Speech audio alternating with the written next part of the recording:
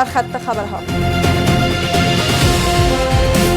هشدار ذبیحالله مجاهد به مخالفان اصولنامه جزایی. سخنگوی امارت اسلامی میگوید مخالفت با اصولنامه جزایی مخالفت با اسلام است.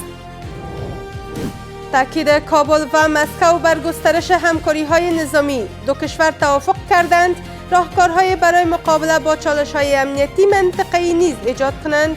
تجربه نشان داد هر گونه روابط یک جانبه با روسیه باعث تحریک قدرت‌های بزرگ میشه.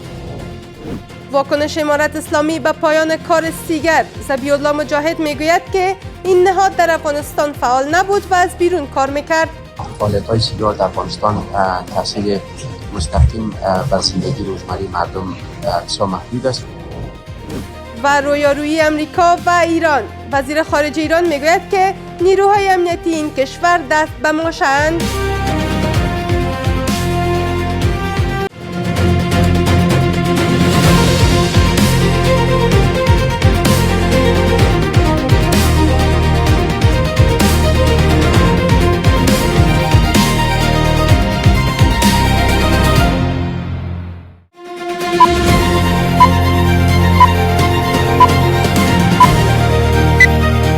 سلام و وقت شما بخیر. به مجموعه خبری این ساعت از میز خبر خوش آمدید. امروز پنجشنبه 9 دلب 1404 هجری خورشیدی است که برابر می شود با 29 جنوری 2026 میلادی. مشروع ذبیحالله مجاهد سخنگوی امارت اسلامی در گفتگو با BBC گفت که اصولنامه جزایی امارت اسلامی بر بنیاد شریعت ترتیب شده و یک ضرورت است. او تقسیم بندی طبقات اجتماعی در این اصولنامه را رد کرده و انتقادها از آن را بر بنیاد سوء تفاهم و خلای معلوماتی توصیف کرده است. او تاکید کرده که اصولنامه جزایی برای اجرای امور قضایی است و نقش قانون اساسی را ندارد. وزارت عدلیه هشدار داده که انتقاد به قوانین اسلام اعتراض به شریعت است و پیگرد قانونی دارد. نورجلال جلالی وزیر صحت عامه امارت اسلامی در مراسم افتتاح شفاخانه ملی تداوی بیماری‌های سرطانی گفت که هند تاکنون در بخش مبارزه با بیماری‌های سرطانی $1 میلیون به افغانستان کمک کرده که شامل 10 تن ادویه و تجهیزات نیز می‌شود. آقای جلالی تاکید کرد که امارت اسلامی پلان دارد با همکاری کشور هند سهولت‌های رادیوتراپی را در شفاخانه ملی تداوی بیماری‌های سرطانی فراهم سازد. گزارش از ناهید اندر. نورجلال جلالی وزیر صحت عامه امارت اسلامی در مراسم افتتاح شفاخانه ملی تداوی بیماری‌های سرطانی گفته که هند تاکنون در بخش مبارزه با بیماری‌های سرطانی $1 میلیون به افغانستان کمک کرده است. آقای جلالی تاکید کرده که امارت اسلامی پلان دارد با همکاری دهلی نو سهولت‌های رادیوتراپی را در شفاخانه ملی تداوی بیماری‌های سرطانی فراهم کند. این هیواد تر اوسه پورې موږ ته تقریبا 10 ټنه د سرطان ناروغیو د درملنې مرسته شوې ده چې دا به د افغانانو د درملنې لپاره په همدې روغتون کې وکارول شي. یو با کفایت روغتون د هیواد په سطح باندې یو مرکزی روغتون ولرو چې په داخل د هیواد کې مربوطه مریضان په هغې کې داغوی امراض تشخیص شی و تداوی شی. در جریان این برنامه دکتر ادوین سینیزا سلوادور رئیس سازمان صحی جهان برای افغانستان خواهان همکاری های همه‌جانبه در زمینه تداوی بیماری های سرطانی شده است.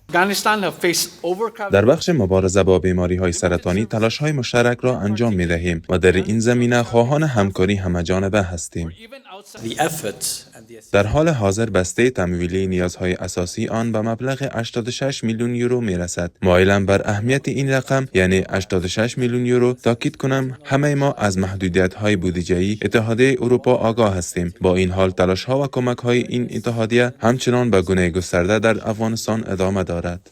همچنان دکتر خالد خان خالد معاون برنامه ملی کنترل بیماری‌های سرطانی در این برنامه اطمینان داده که با استفاده از امکانات و تجهیزات موجود در این شفاخانه تشخیص و تداوی تمام بیماران سرطانی انجام خواهد شد. په دغه روغتون کې اوس کولی سو چې د افغان مریضانو 100% تشخیص هم دلته په دغه شفاخانه کې وکړو. موږ سي ټي سکین ماشين لکه څنګه چې وزیر صاحب محترم یادونه وکړل بغل ته په افغان جاپان کې لرو، الټراساوند خپل هم دلته لرو، لابراتوار لرو، پاتولوژي لرو او موږ په تشخیص کې اوس په دغه شفاخانه کې 100% په ځان باندې بسیا یو. واځ د یو روغتون پرانستل نه دی بلکې د سرطان د تشخیص او درملنې په برخه کې د افغانستان لپاره د یوې نوې او هیلې بخښونکې دورې پیل دی. شفاخانه ملی تداوی بیماری های سرطانی در افغانستان نخستین شفاخانه در سطح کشور است که تمامی بیماری های سرطانی در آن قابل درمان خواهد بود. روسیه و افغانستان در نشست در مسکو بر گسترش همکاری‌های نظامی توافق کردند. دو طرف همچنین توافق کردند که راهکارهای برای مقابله با چالش‌های امنیتی منطقه‌ای ایجاد کنند. گزارش از نستر نمیری. روسیه و افغانستان در نشست در مسکو توافق کردند تا همکاری‌های نظامی خود را گسترش داده و راهکارهای برای مقابله با چالش‌های امنیتی منطقه‌ای را پیگیری کنند. در نشست رسمی که از سوی وزارت دفاع روسیه در مسکو برگزار شد، واسیلی اسماکوف معاون وزیر دفاع روسیه با محمد قاسم فرید معین وزیر دفاع امارت اسلامی در امور استراتژی و سیاست درباره امنیت منطقه‌ای و همکاری‌های دوجانبه گفتگو و بر تداوم تعاملات رسمی تاکید کردند. وزارت‌های دفاع دو کشور نیز اعلام کردند که در این نشست وضعیت همکاری‌های نظامی بررسی و توافق شد تا این همکاری‌ها به صورت منظم ادامه یابد. این دیدارها جهت بهبود وضعیت امنیتی و مقابله با تهدیدات و مبارزه مشترک علیه تروریسم و قاچاق مواد مخدر و جلوگیری از افزایش تنش‌ها در منطقه باشد. در بعد نظامی آگاهان میگویند که این دیدار بخش از سیاست روسیه برای تقویت نفوذ در آسیای مرکزی و افغانستان است و میتواند بر توازن قدرت منطقه‌ای و روابط افغانستان با همسایگان تاثیرگذار باشد. روسیه تلاش دارد با گسترش روابط نظامی با افغانستان توازن قدرت خود در منطقه افزایش بده و این همه تلاش‌ها به خاطر اعمال کردن رقابت‌های منطقه‌ای و بین‌المللی که با قدرت‌های بزرگ داره روسیه اقدام میکنه. اما تجربه نشان داد هر گونه روابط یک جانبه با روسیه باعث تحریک قدرت‌های بزرگ میشه که تجربه تلخش مردم افغانستان در گذشته داشته. رابطه با افغانستان و امارت اسلامی کشورهای منطقه و فرا منطقه بالاخره یک ترس و هراس دارند. به او خاطر روسیه آماده شد تا ابتدای روابط سیاسی خود از موضوعات نظامی باید آغاز بکنه. گفتنی است که پس از بررسمیت شناختن امارت اسلامی توسط روسیه و پذیرش اعتبارنامه سفیر امارت اسلامی از سوی رئیس جمهور روسیه، این نشست با عنوان گام دیگر در تثبیت روابط دوجانبه و گسترش همکاری‌های سیاسی و نظامی میان دو کشور تلقی می شود. ذبیح الله مجاهد سخنگوی امارت اسلامی درباره پایان کار سیگر به خبرگزاری آفاق گفت که این نهاد در افغانستان فعال نبود و از بیرون کار میکرد. به گفته وی پس از خروج نیروهای آمریکایی دیگر نیاز به ادامه فعالیت سیگر وجود نداشت و همان زمان باید کارش متوقف میشد. گزارش از ناهید اندر.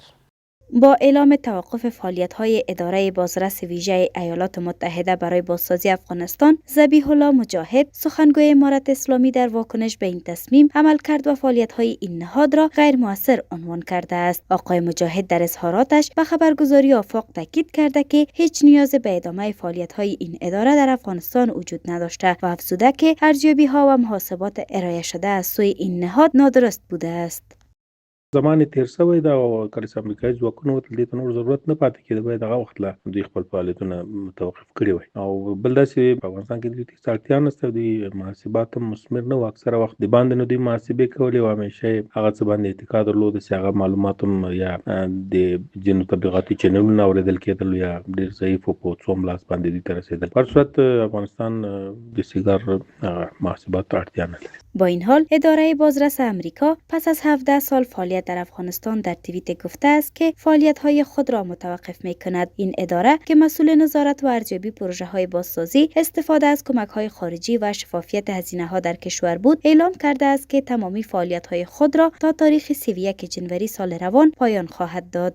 دغه ادارې تر ډیره بریده په افغانستان کې اجرایوي صلاحیت نه درلود، اما په ټوله کې هغه څه چې دوی په خپل کاري دوره کې وکړای شول هغه د سیستماتیک فساد مخنیوي او د ډیرو لویو پروژو په برخه کې د فساد افشاگری و. با این حال پرسش اینجاست که توقف فعالیت‌های سیگر در افغانستان تاثیر بر وضعیت اقتصادی کشور خواهد گذاشت یا خیر؟ سیگار نهاد اکتشافی نبود و شغل ایجاد نمیکرد، خدمات ارائه نمیکرد و کدام نهاد نمیساخت. وظیفه‌اش فقط گزارش و بررسی بود، نه اصلاح. و وابسته شدن فعالیت‌های سیال در افغانستان تاثیر مستقیم بر زندگی روزمره مردم بسیار محدود است. گفتنی است که اداره بازرس ویژه امریکا برای بازسازی افغانستان در زمان حضور نیروهای امریکایی در کشور برای نظارت و کنترل مصارف از سوی امریکا ایجاد شده بود. و در خارج از کشور ادامه تهدیدهای ترامپ علیه ایران با واکنش تند کشورهای منطقه روبرو شده است. نماینده چین در شورای امنیت درباره پیامدهای خطرناک هر گونه حمله احتمالی امریکا به ایران هشدار داد. وزیر خارجه ایران میگوید که نیروهای امنیتی این کشور دست به ماشند.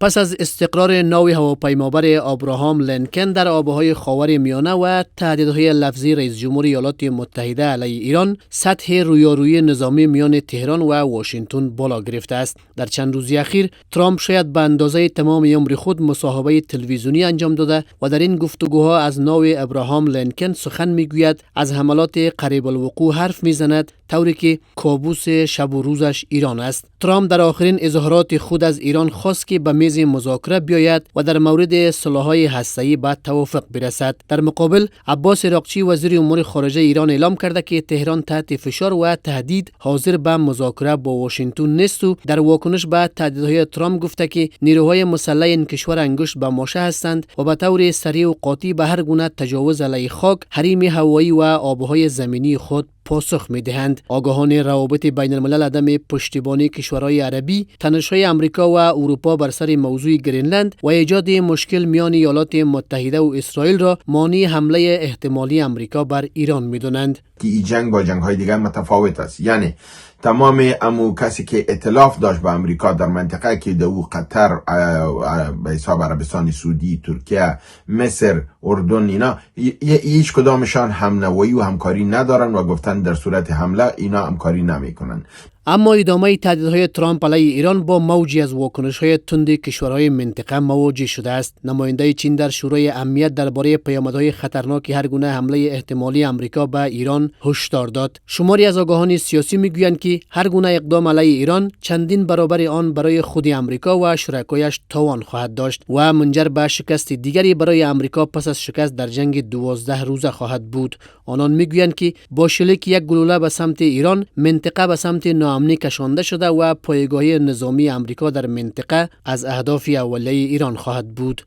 خود نیروهای آمریکایی و دارایی‌های نظامی آمریکا در منطقه خلیج فارس، تنگه هرمز، دریای عمان و اطراف اون در محاصره قرار گرفتند و در صورت حمله و یا تجاوزی به جمهوری اسلامی ایران یا هر کشور دیگر در منطقه محکوم به شکست مفتضحانه و افول قدرت پوشالی آمریکا خواهد بود. همچنان جنبش انصارالله یمن با یادآوری حمله موفقیت آمیز پیشین خود به نفتکش انگلیسی مارلین لاواندا در خلیج عدن در مورد آمادگی صنعا و توانمندی‌های دریایی پیشرفته برای مقابله با ناو هواپیمابر آمریکایی در آبهای منطقه به واشنگتن و متحدانش هشدار داد. اتحادیه اروپا هم خواستار خویشتن‌داری در تنش‌های آمریکا و ایران شده و از تمام کشورها خواست که به قوانین بین المللی احترام بگذارند. این همه در حالی است که بر اساس نظرسنجی‌ها همکنون بیشتر آمریکایی‌ها به شدت با استفاده از نیروی نظامی ایالات متحده برای حمله به ایران مخالفند.